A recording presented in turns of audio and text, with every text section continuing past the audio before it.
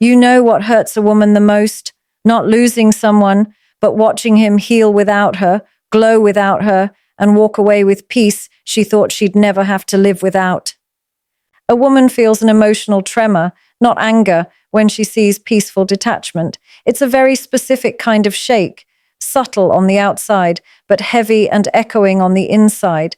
This tremor is not loud enough for the world to notice, yet powerful enough for her to feel it in her chest, her throat, her breath, and the quiet spaces of her mind. It's not rage, because anger comes with fire, noise, and an urge to respond.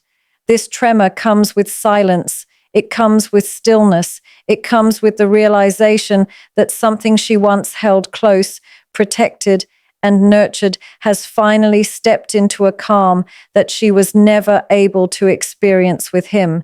And that truth hits her differently, not as a blow, but as a weight. This weight doesn't crush her. It settles inside her, spreading slowly, reminding her of the emotional chapters she thought she had closed. It's the kind of feeling that brings back memories without permission, scenes she thought she had outgrown, and emotions she believed she had already tucked away in the corners of her heart. She doesn't feel anger because anger is easy, predictable, and straightforward. What she feels is complicated, layered, and deeply human. The tremor comes from a place she rarely visits, the space between what she lived and what she hoped for. She remembers the moments when she fought for peace with him, when she tried to soothe storms that weren't hers, when she carried emotional weight that had nothing to do with her, but everything to do with keeping the connection alive. She remembers how often she tried to be soft when life was hard, how many times she tried to communicate when silence met her, and how often she chose patience even when she deserved reciprocity. So when she sees peaceful detachment now, it brings a tremor made of realization. The peace she begged for wasn't impossible. It just wasn't possible with her. She doesn't resent him for healing. She doesn't resent him for evolving, growing, or finding calm. It's the contrast that shakes her, the difference between the version of him she experienced and the version he has become in her absence. She wonders, without bitterness, how two people who once shared so much could now exist on two different emotional frequencies. This tremor also comes from a place of self-reflection. She starts questioning herself, not because she wants him back, but because she wants to understand why she wasn't part of the peaceful chapter. She asks herself if she was too emotional, too available, too patient, or maybe too hopeful. She replays old arguments, soft moments, sacrifices, and conversations, not to reopen wounds, but to understand where the disconnect began. Seeing someone move on peacefully makes her evaluate the weight she carried, the love she offered, the compromises she made, and the identity she built around the relationship. This introspection is not self-blame. It's a natural response to emotional contrast. The tremor she feels isn't a sign of weakness. It's a sign of depth. It shows she cared deeply, loved sincerely, and invested genuinely. The absence of anger is not indifference. It's emotional maturity. She doesn't want chaos for him. She doesn't want his peace to be disrupted. She just needs time to sit with the realization that the peace she once prayed for him to find arrived only after her chapter ended. She reflects on the emotional investment she once made with full sincerity. It's not a simple walk down memory lane. It's a deep inner unfolding, a quiet revisiting of the parts of herself she gave away without hesitation. She begins to recall the moments when she cared not because she had to, but because her heart genuinely leaned toward him with softness and trust. Every message she sent with concern, every phone call where she listened more than she spoke, every compromise she made without demanding acknowledgement, all of it comes back to her in waves. She doesn't remember these things to regret them. She remembers them because they were real, because they came from a pure place inside her, a place that didn't calculate or measure, but simply gave. She reflects on the sincerity she carried, how willingly she opened up her heart, how naturally she offered her time, her patience, her forgiveness, and her emotional presence. These memories aren't wrapped in bitterness, they're wrapped in clarity.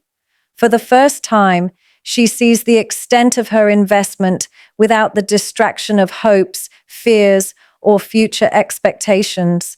She sees what she brought to the relationship, the stability she tried to create, the emotional safe space she offered, and as she reflects, she realizes how much strength there was in her vulnerability, how much courage there was in her consistency, how much value there was in the love she once gave so freely.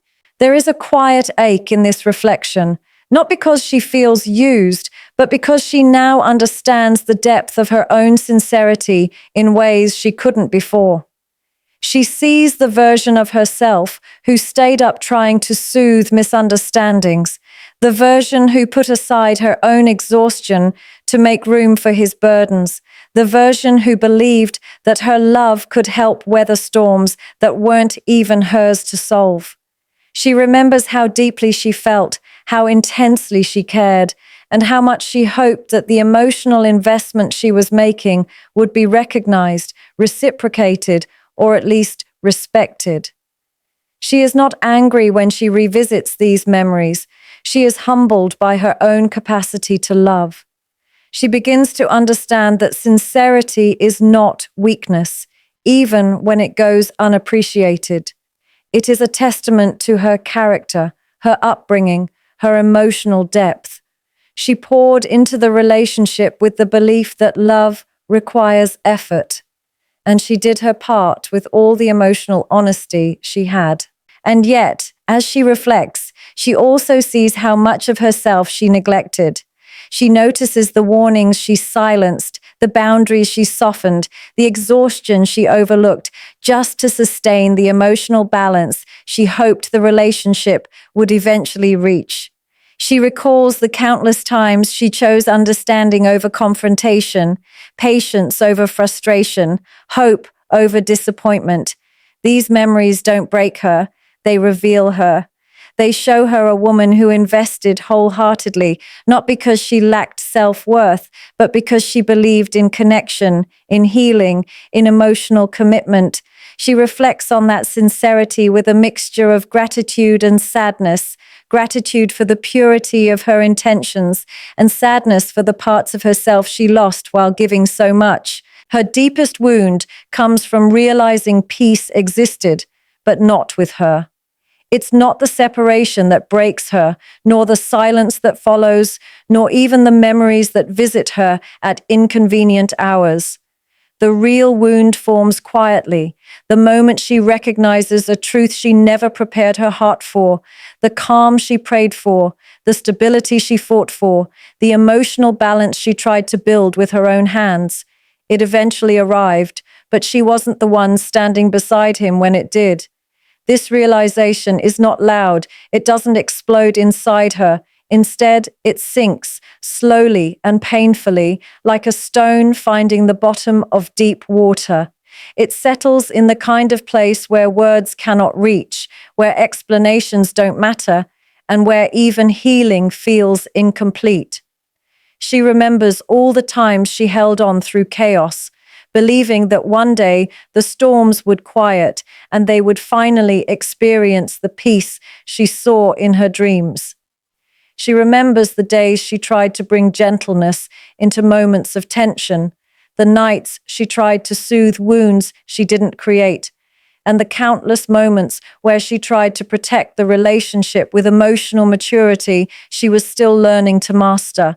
To realize that the peace she fought so hard for finally appeared, but without her presence, is a wound made not of anger, but of quiet heartbreak. This wound is shaped by contrast. She compares the emotional turmoil she survived while staying by his side with the calm he now exudes in her absence. It's not envy. It's a painful understanding that perhaps the timing was never on her side, Or perhaps she demanded too much emotional clarity from someone who wasn't ready to give it then, but learned how later. She wonders if she was too early in his life, or too emotional, or too hopeful at a time when he wasn't prepared for the kind of love she offered. She begins to question not her worth, but her role. Was she the stepping stone? Was she the emotional mirror that taught him how to treat someone else better? Was she the chapter that helped him grow, only for him to give the maturity she waited for to someone else? These questions don't rage inside her. They quietly echo, reminding her of the emotional labor she carried without reward. The wound deepens each time she remembers the softness she tried to create around him, the encouragement she gave, the emotional safe space she tried to build. She never expected perfection, only partnership. She never asked for miracles, only mutual effort. And yet the peace she wanted with him was something he eventually found, but it wasn't rooted in their story. This realization forces her into a new level of self-awareness. She begins to see that peace cannot be forced and timing cannot be negotiated. She begins to understand that sometimes two people are not broken, but simply not aligned. And still, even with this understanding, the wound remains. It is the sting of knowing she gave her emotional best at a time when he could not receive it, and now someone else enjoys a version of him that she never had access to. She doesn't resent his peace. She just mourns the version of her who believed she would be part of it. This wound becomes a silent reminder of everything she poured into the relationship, everything she hoped for, and everything she never got the chance to experience at his side. She doesn't want revenge. She simply struggles with the contrast of then versus now. It's important to understand this because people often assume a woman's pain is rooted in bitterness or a desire to see him suffer, but that isn't her truth. Her truth is much quieter, much more internal, and far more reflective. When she looks at his life now, she doesn't wish for it to collapse. She doesn't sit there hoping he experiences the same heartbreak she once carried. She isn't waiting for karma to strike like lightning. What she feels is a deep, confusing ache that comes from comparing the version of him she knew to the version of him she sees now. She struggles with the emotional timeline, with the idea that she stood by him during the heavy chapters, the chaotic phases, the uncertainty, the immaturity, the lack of emotional clarity, only to watch the calmer, more grounded, more thoughtful version of him emerge after she left the story. She can't help but compare the man who resisted emotional connection with her to the man who seems capable of offering it now, and this contrast becomes the source of her quiet suffering. When she reflects on their past, she remembers all the emotional battles she fought alone, the conversations that turned into arguments, the misunderstandings that grew into wounds, the effort she put in to make the relationship feel stable when it constantly felt like walking on shifting ground. She remembers offering patience when she desperately needed reassurance, giving understanding when she needed answers, and showing loyalty during moments when she questioned if it was even reciprocated. She didn't ask for perfection. She only wanted presence, effort, emotional honesty. But back then, every step forward felt like a negotiation. Every moment of closeness felt delicate, and every attempt to build peace felt temporary. So when she sees him now, calm, grounded, emotionally aware, and capable of giving exactly what she once needed, she doesn't want to punish him. She just struggles to reconcile the difference between who he was with her and who he became without her. This struggle isn't about jealousy. It's about understanding. It's about trying to make sense of why her love wasn't enough to inspire this version of him. She wonders if she pushed too hard or loved too deeply or expected too much too soon. She wonders if she was the emotional training ground where he learned his lessons, only for someone else to receive the benefits of her effort. This inner contrast becomes a mirror she didn't ask for, a reflection showing her how much she gave during a time he wasn't ready to give back. She doesn't want him to hurt, but she can't ignore the heaviness that comes with seeing him flourish in ways he never could when she was the one holding his hand. And so she struggles, not with anger, not with vengeance, but with the emotional math that refuses to balance. She sits with the realization that love doesn't always transform people in the moment you need it to, and growth doesn't always arrive in the relationship where the lessons were learned. Her pain isn't rooted in wanting him to fall. It's rooted in the undeniable contrast between her memories and his present, between the battles she survived and the peace she never got to share with him, between the version of him she knew and the version he eventually became. This moment triggers self-awareness and emotional awakening. It doesn't happen instantly, and it doesn't happen loudly. It begins quietly, almost unnoticed, like a shift in the atmosphere around her. At first, she only feels discomfort, a strange heaviness that doesn't have a name yet. But as days pass, the discomfort turns into reflection, and the reflection turns into clarity. She starts to observe herself, her past choices, her patterns, her emotional habits, and the way she has loved. For the first time, she steps outside of her own narrative and sees herself from a distance, almost as if she is watching another woman walk through memories she once lived. She begins to recognize moments where she gave too much and asked too little, where she stayed silent when she deserved answers, where she tolerated emotional instability because she believed love required sacrifice. This awareness isn't born from regret. It's born from recognition. It's born from understanding how deeply she invested and how blindly she hoped. And in this recognition, something inside her begins to shift. She starts noticing the parts of herself she lost while trying to hold the relationship together. She remembers how she softened boundaries to keep peace, how she adjusted her expectations to avoid conflict, how she dimmed her own needs to protect his comfort. These realizations come one after another, each one peeling back another layer she didn't know she was carrying. She begins to understand the difference between loving someone and losing herself in the process. This awareness doesn't make her bitter, it makes her honest.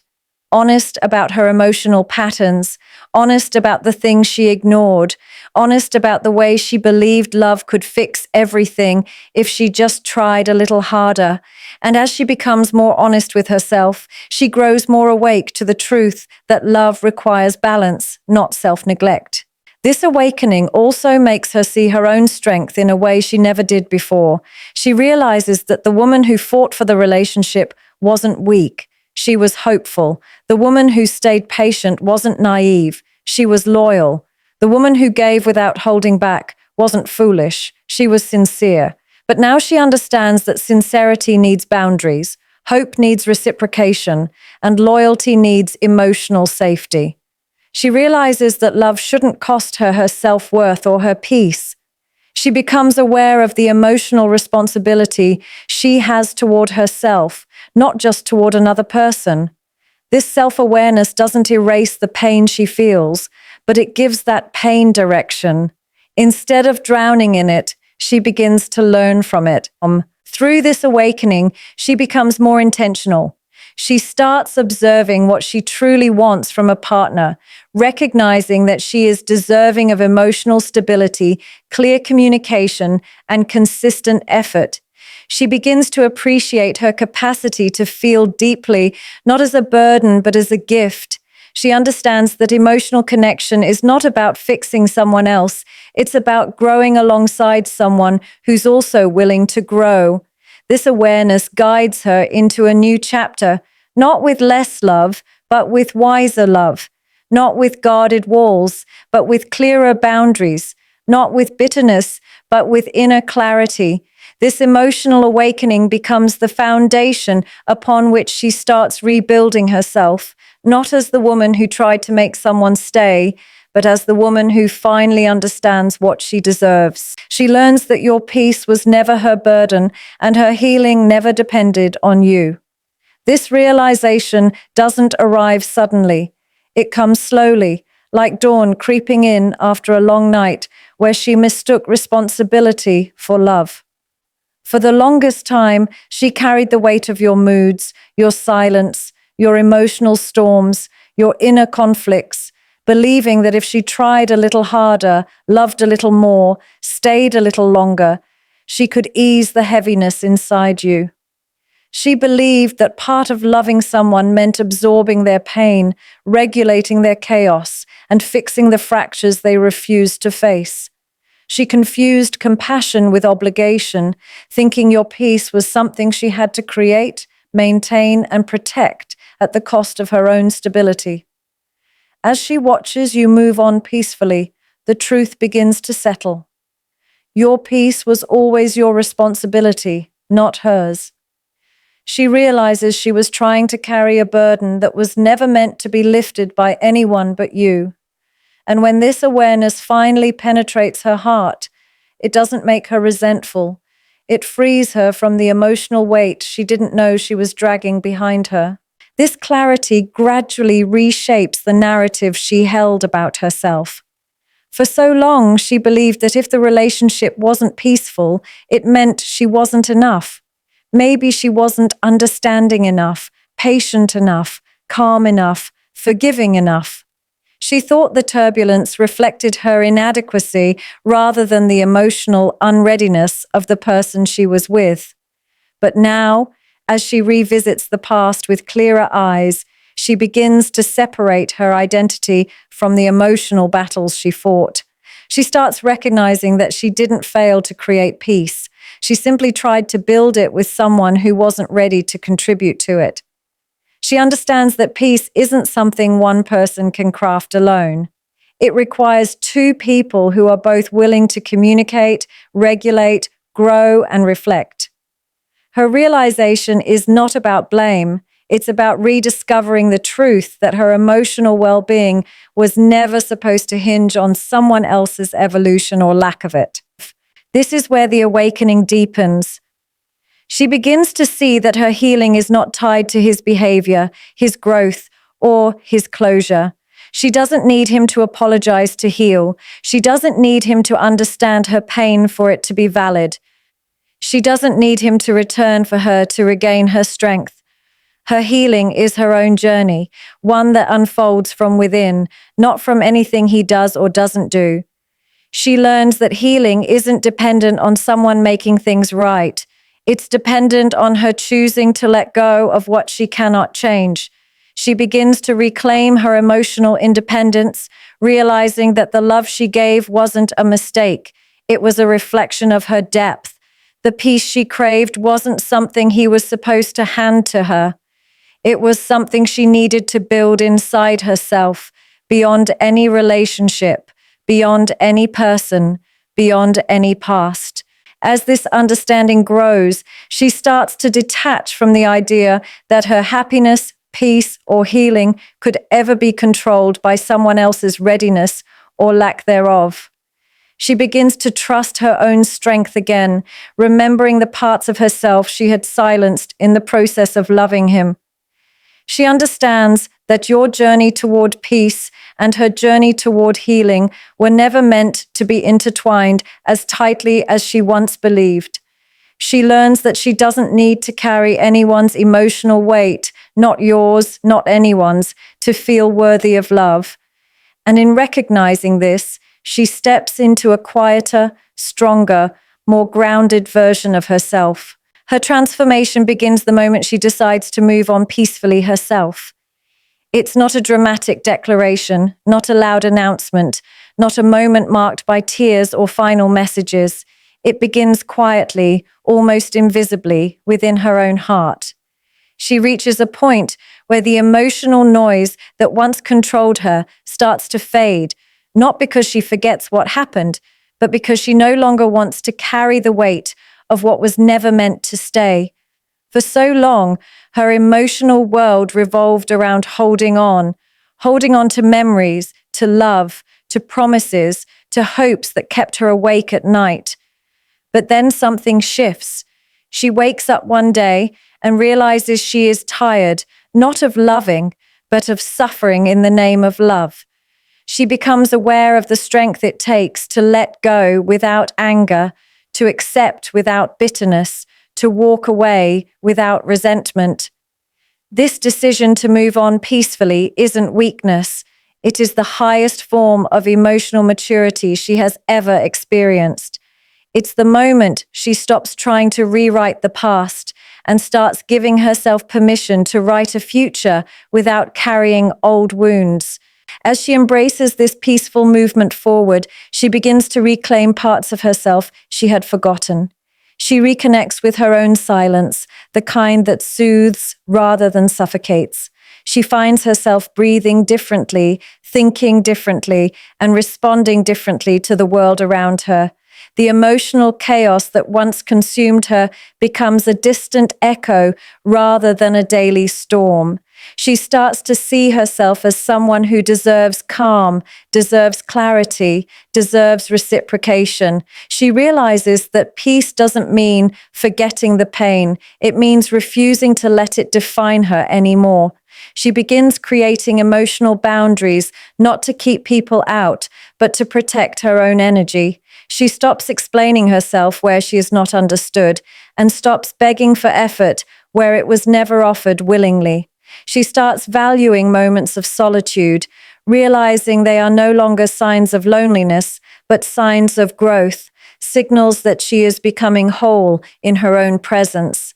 This transformation deepens as she starts recognizing the power of emotional detachment, not the cold, distant kind, but the healthy, liberating kind.